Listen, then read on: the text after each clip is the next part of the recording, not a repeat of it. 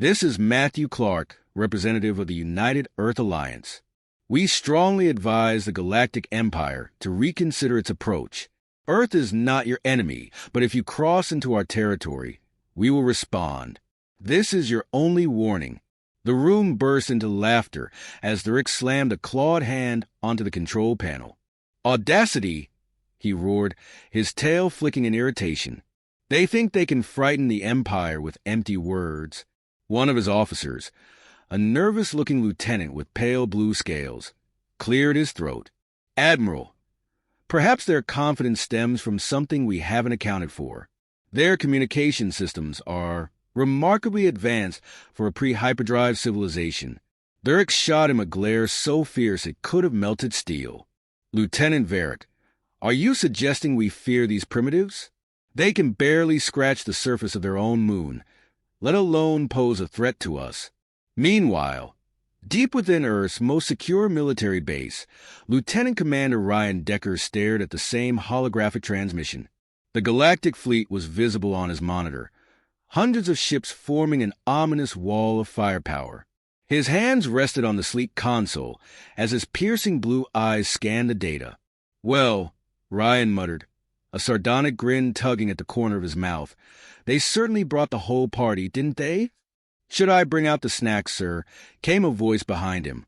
Ryan turned to see Chief Engineer Jonah Hayes leaning against the doorway, a steaming mug of coffee in one hand and a wrench in the other.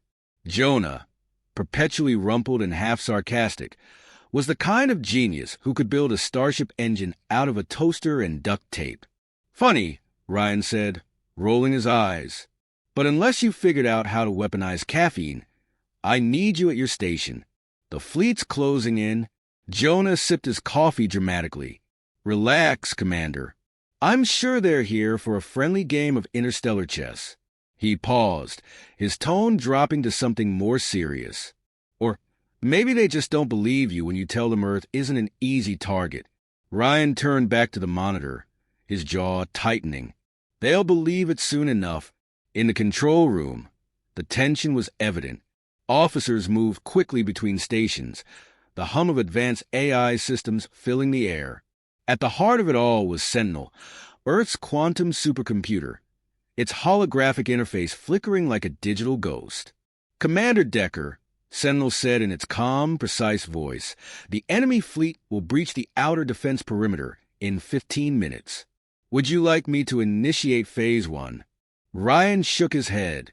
Not yet. Let's see how far they're willing to go. Sentinel paused, as if calculating probabilities. Your caution is noted, Commander.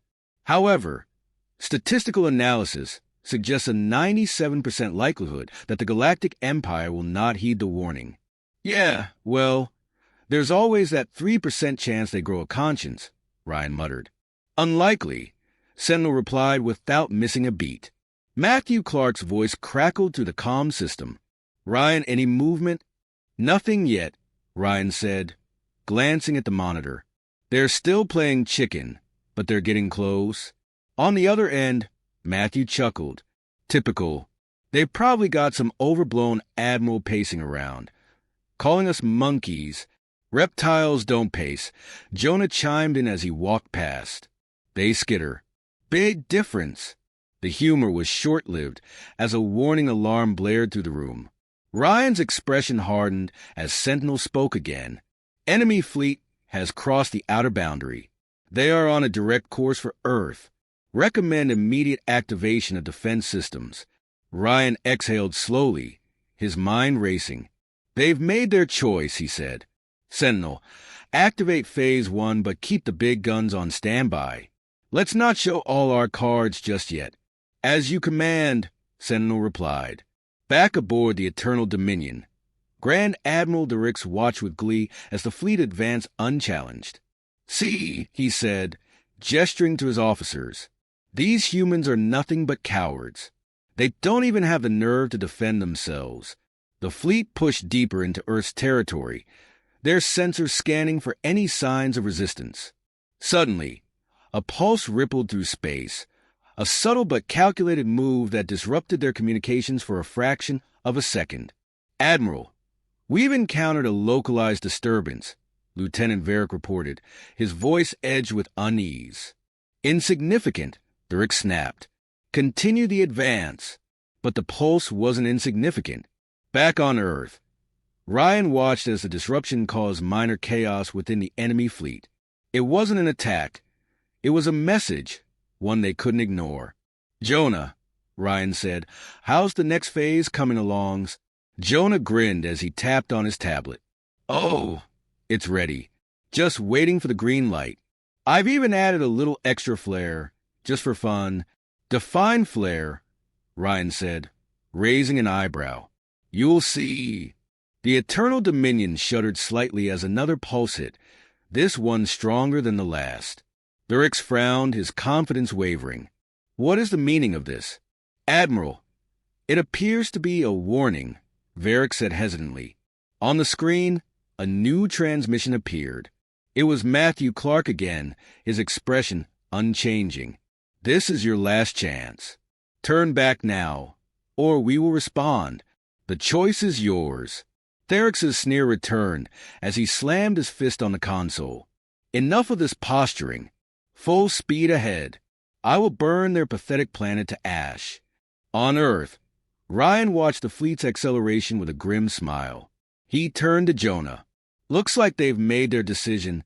"Yeah," Jonah said, finishing his coffee and tossing the mug into a bin. "And it's the wrong one." As the Galactic fleet advanced, Earth's defenses hummed to life, a silent but deadly storm waiting to be unleashed. Ryan glanced at the monitor one last time, his resolve unshaken. "Let's give them something to remember. Deploy the forward assault units," he ordered, his voice cutting through the tension. "Let's remind these humans what true power looks like." Lieutenant Varick hesitated for a fraction of a second before nodding. "Yes, Admiral," he replied, his hands moving swiftly over his console. Small fighter squadrons detached from the larger warships, their sleek forms glinting as they streaked toward Earth's defensive perimeter. Back in Earth's control center, the atmosphere was electric. Ryan Decker stood in the center of the chaos, his voice calm but firm as he issued orders. Around him, officers scrambled to their stations, coordinating the planetary defenses. The holographic projection of Earth's orbit showed the incoming fighters like a swarm of angry hornets. "Sentinel," Ryan called out, his tone sharp. "Status on Phase 2? The AI's smooth, emotionless voice responded immediately. "Phase 2 is operational, Commander. Shall I deploy the automated orbital turrets?" Ryan considered it for a moment before nodding. "Do it. Let's see how they handle our first line of defense." The room fell silent as the image of Earth's orbit shifted. A series of small, spherical turrets concealed among the planet's satellites came to life, their targeting systems locking onto the incoming fighters. Without a single sound, they fired. Bright bursts of plasma lit up the void of space as the turrets tore through the enemy squadrons. The precision was surgical, each shot eliminating a target with ruthless efficiency. On board the Eternal Dominion, Therick's sneer faltered as he watched his fighters disintegrate in the blink of an eye. "What is this?" he growled, his tail lashing in frustration. "They've barely left their planet's atmosphere. How are they capable of this level of precision?" "Admiral," Varick began cautiously, "it appears their technology is more advanced than we anticipated. These turrets are utilizing a targeting algorithm far beyond anything we've seen." Therick's glare was venomous. "Then overwhelm them. I want every warship to focus fire on those turrets. Crush them." As the larger ships moved into position, Earth's control room erupted with activity. "They're targeting the turrets, Commander," Jonah Hayes reported, his voice carrying a hint of excitement. "We've got about 2 minutes before they're overwhelmed." Ryan smirked. 2 minutes is all we need. "Are the decoys ready?" Jonah gave him a thumbs up. "Locked and loaded. This is going to be fun." On Ryan's command, several uninhabited satellites powered up, projecting holographic duplicates of Earth's defensive systems. To the Galactic fleet's sensors, it looked like an entire second wave of turrets had appeared out of nowhere. The alien warships split their fire, their coordination faltering as they tried to prioritize targets. Thurix slammed his fist against his console. "What is happening?" "They're using countermeasures," Admiral Varick said, his voice strained. "Our sensors can't distinguish the real targets from the fakes." Therix's frustration boiled over, and he turned to his weapons officer. "Launch the planetary bombardment missiles. I don't care if we hit decoys. Destroy everything." The control room on Earth buzzed with warnings as Sentinel alerted them to the incoming threat. Ryan's jaw tightened as he studied the data. "Here we go," he muttered. "Bombardment missiles incoming," Sentinel announced. "Impact in 60 seconds. Jonah leaned over his console, his fingers flying across the keys. "I've got a little surprise for those missiles," he said, grinning.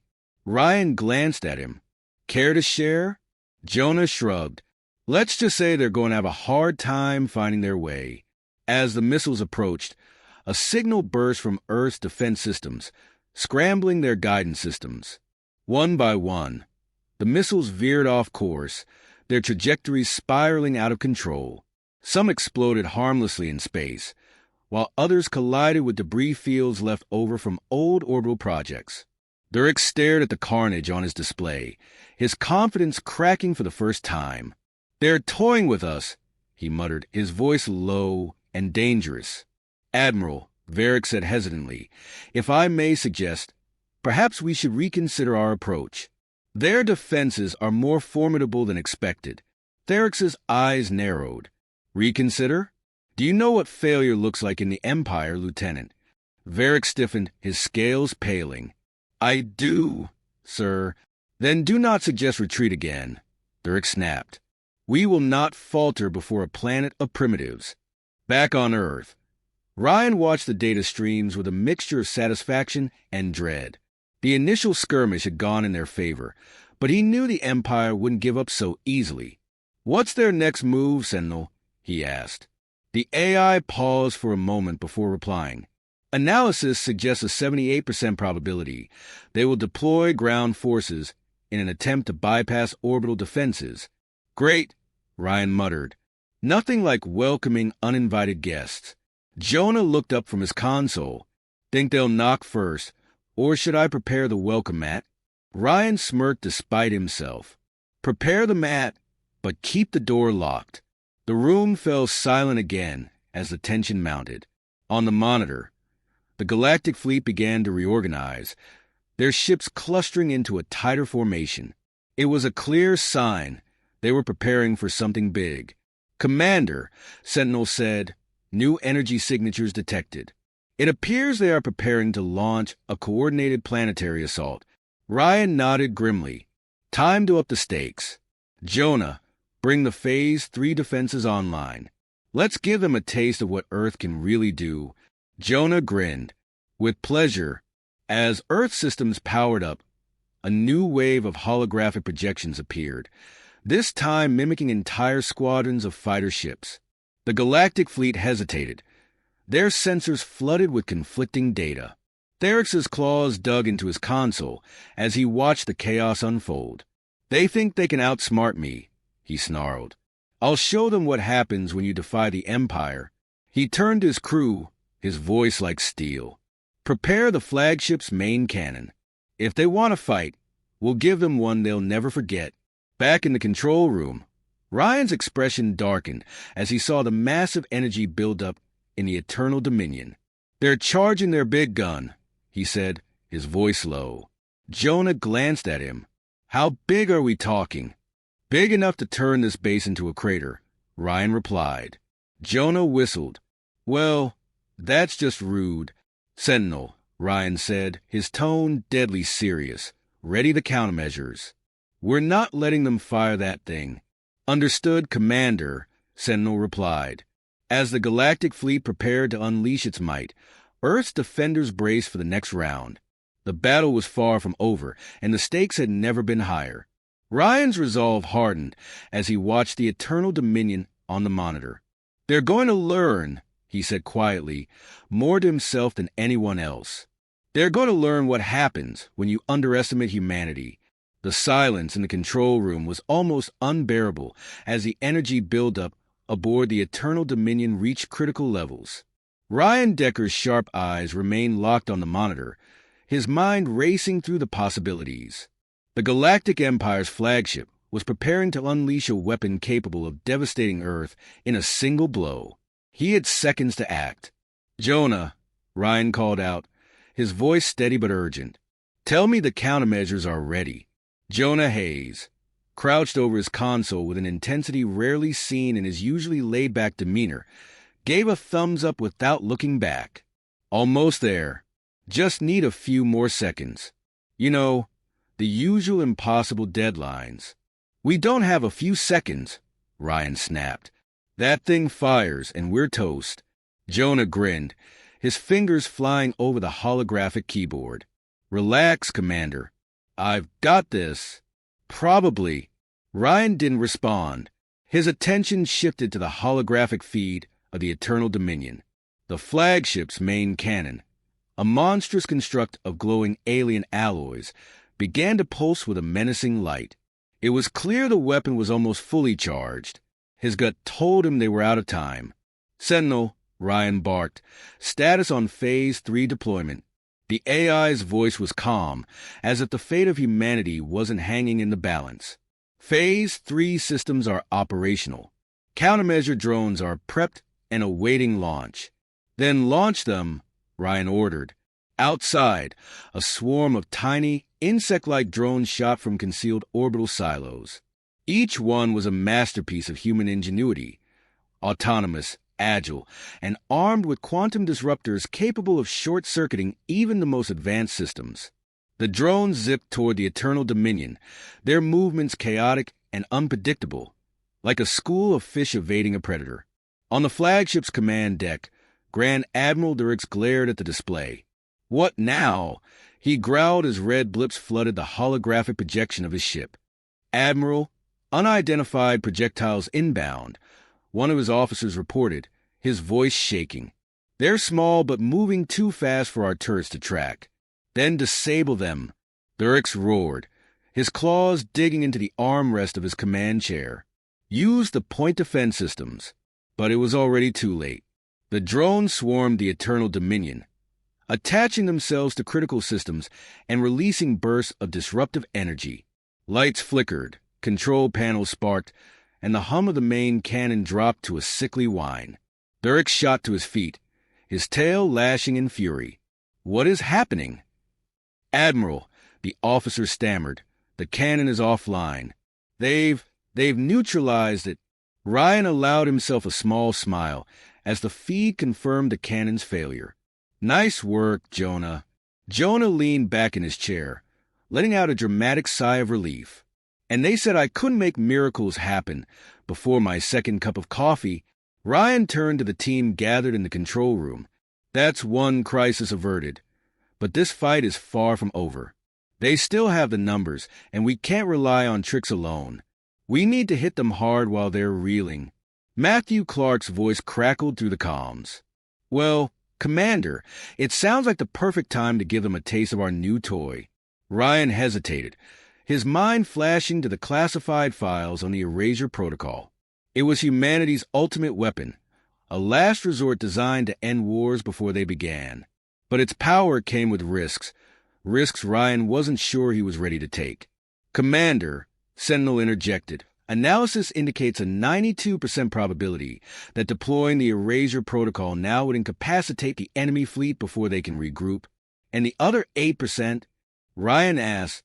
"An uncontrollable cascade event resulting in collateral damage," Sentinel replied matter-of-factly. Jonah glanced over, his usual humor tempered by the weight of the moment.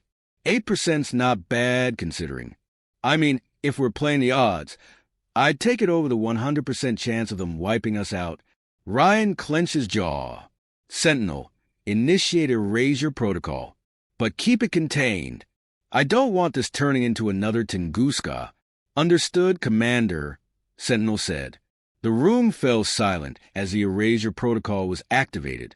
High above Earth, a cluster of satellites aligned themselves in a perfect grid, their surfaces gleaming as they absorb energy from the planet's orbital power stations. At the center of the formation, a single satellite larger than the rest, began to glow. On board the Eternal Dominion, chaos reigned as the sensors detected the buildup. "Admiral," Varric shouted, "unprecedented energy signatures detected in Earth orbit. It's beyond anything we've ever encountered." Therix's sneer returned, though it was tinged with unease. "Another trick. Prepare the fleet for full assault. Overwhelm them before they can deploy whatever pathetic weapon they've cobbled together." But it wasn't a trick. The Erasure Protocol unleashed a wave of energy unlike anything the galaxy had ever seen. It wasn't an explosion or a beam. It was a ripple, silent and invisible, that spread through space at the speed of light. Ships caught in its wake didn't explode or crumble. They simply stopped. Lights went out, engines stalled, and weapons froze mid-charge.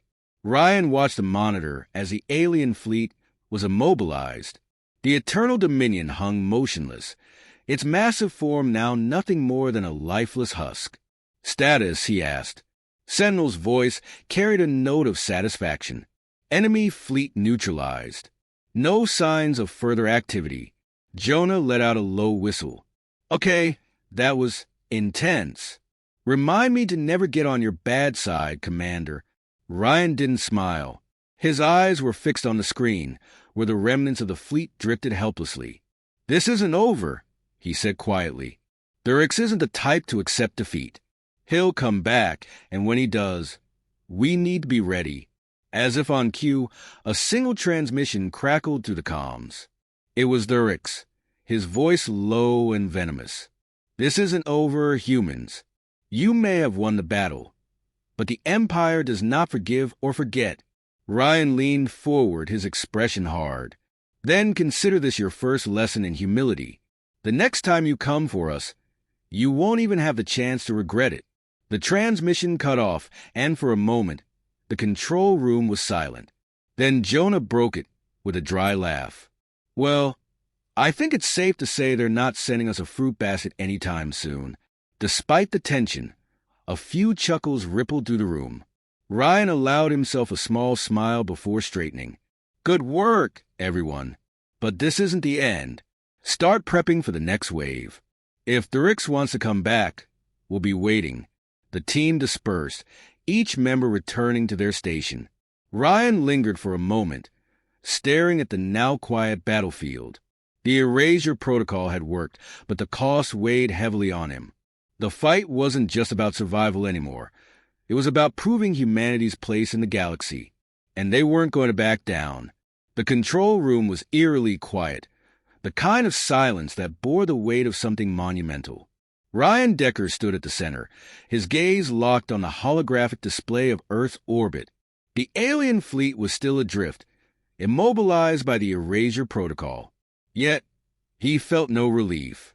There was no victory in this pause, only the faint hum of impending retaliation. The Galactic Empire wasn't the type to accept defeat, and Grand Admiral Therix had proven himself to be as stubborn as he was ruthless. "Sentinel," Ryan said, his voice cutting through the stillness. "Status on the Eternal Dominion." The AI responded immediately, its calm, precise tone filling the room. "Flagship remains operational, Commander. Main systems are still offline, but auxiliary power has been restored. Admiral Therix's command deck is shielded from further disruptions." Ryan frowned. Of course Therix would have backup systems. He wouldn't stay neutralized for long. "What about the rest of the fleet?" "Most ships remain incapacitated," Sentinel replied. "However, a small number of vessels are showing signs of reactivation. Enemy forces are attempting to re-establish control." Ryan exhaled slowly, his mind racing. They didn't have much time. If Therix regained control of the flagship, it would only be a matter of minutes before the Empire rallied its forces. Earth couldn't survive a second onslaught. "Jonah," Ryan called, his tone sharper than usual. "What's the status of the gravitational weapon?" Jonah Hayes, who had been hunched over a nearby console, straightened up and turned with a wry grin. "Fully charged and ready to go, Commander. But I should probably remind you that using it this close to Earth is a bad idea. Like, Turn the planet into Swiss cheese, kinda bad. Ryan gave him a hard look. Noted, we're not using it unless we have no other choice. Fair enough, Jonah replied, leaning back into his chair. Just let me know when you want to roll the dice. The comms crackled to life, breaking the tension. It was Matthew Clark, his voice calm, but with an edge of urgency. Ryan, I'm picking up chatter from the Empire's comms. Durix is calling for reinforcements. If we're going to make a move, it has to be now. Ryan didn't respond immediately. His eyes stayed fixed on the holographic display, where the Eternal Dominion loomed like a wounded predator. He could feel the weight of every decision pressing down on him, the lives of billions hanging in the balance. Finally, he turned to Sentinel. Can we disable the flagship completely? Unlikely, Sentinel said. The flagship's core systems are heavily shielded. However, a direct assault on its main reactor could trigger a cascade failure. Ryan nodded, the pieces falling into place. Then we take the fight to them. The room stiffened. Jonah turned, his usual smirk fading. You're not seriously suggesting we board the Eternal Dominion, are you? That's exactly what I'm suggesting, Ryan said. If we don't neutralize that ship, everything we've done so far won't matter. Durix will rebuild, and this time he won't underestimate us. Jonah let out a low whistle. Well, when you put it that way, how can I say no? Ryan ignored the sarcasm and turned to the rest of the team. Ethan Grayson's squad is already prepped for insertion. They'll lead the assault on the reactor. Jonah, you're coming with me. We're going to disable their communications and make sure they can't call for help. Jonah blinked. Wait, I'm sorry, what now? Since when am I part of your suicidal boarding party plan? Since you're the only one who knows how to hack into their systems, Ryan replied, his tone leaving no room for argument. Jonah sighed, grabbing his toolkit. Fine, but if I die, I'm haunting you. Minutes later, the boarding party launched from Earth's orbit in a sleek, stealth-class transport. The tension in the cabin was palpable, the hum of the engines the only sound. Ryan sat across from Ethan Grayson, the leader of the assault team. Grayson's expression was calm, but his eyes betrayed a fierce determination. Here's the plan, Ryan said, addressing the group. Grayson, your team will take the main reactor. Jonah and I will handle the communications hub. Once the reactor is down, we'll rendezvous at the extraction point. Keep it quick and clean. Grayson nodded. Understood. And Commander, good luck. The transport docked with the Eternal Dominion under the cover of its failing systems. The team moved quickly, their weapons at the ready as they infiltrated the flagship's labyrinthine corridors. The air was thick with tension, every shadow a potential threat. Ryan led the way, his rifle steady in his hands. Jonah followed close behind, his usual humor muted by the gravity of the situation. You know, Jonah whispered, I've always wanted to see the inside of an alien flagship. Just not like this. Focus, Jonah, Ryan muttered. We're almost there. The communications hub was heavily guarded, but Grayson's team had drawn most of the enemy forces toward the reactor. Ryan and Jonah made quick work of the remaining guards, their training kicking in as they moved with precision and efficiency. Inside the hub, Jonah got to work on the main console, his fingers flying over the alien interface. This is some seriously advanced tech, he muttered. But nothing I can't handle. Ryan kept watch, his eyes scanning the room for any signs of movement. How long? Couple of minutes, Jonah replied. Maybe less, if you stop distracting me. The minutes felt like hours, but finally, Jonah let out a triumphant laugh. Got it. Communications are down. Durix isn't calling for backup anytime soon. Ryan nodded. Good. Let's move. They rendezvoused with Grayson's team, just as the first wave of reinforcements arrived. The firefight was brutal, the corridors of the Eternal Dominion echoing with the sound of weapons fire. Grayson's men fought valiantly, their determination unwavering even as the odds stacked against them. Grayson's status. Ryan shouted over the comms. "Charges are set," Grayson replied, his voice tight. "But we're pinned down near the reactor. We need an exit now." Ryan's mind raced. They couldn't risk the entire team being trapped. "Sentinel," he barked, "reroute power to the flagship's hangar bay. Create a distraction." "Understood, Commander," Sentinel replied. The lights flickered, and a deafening alarm filled the ship as the hangar bay doors opened, venting several alien fighters into the vacuum of space. The distraction was enough. Grayson's team fought their way back, the charges detonating behind them in a thunderous explosion. The team regrouped at the transport, battered but alive. As the ship pulled away, the Eternal Dominion shuddered, flames consuming its core. Ryan watched from the viewport, his expression grim. "That's one less problem," Jonah said, slumping into his seat. "So, does this mean we've officially won?" Ryan didn't answer immediately. His eyes remained on the burning flagship, the weight of the battle still heavy on his shoulders. "We've won this fight," he said finally. "But the war isn't over." The transport slipped back into Earth orbit, the team silent but resolute. Humanity had struck back, proving they were no longer prey to be hunted. They were predators now, and the galaxy would never forget it.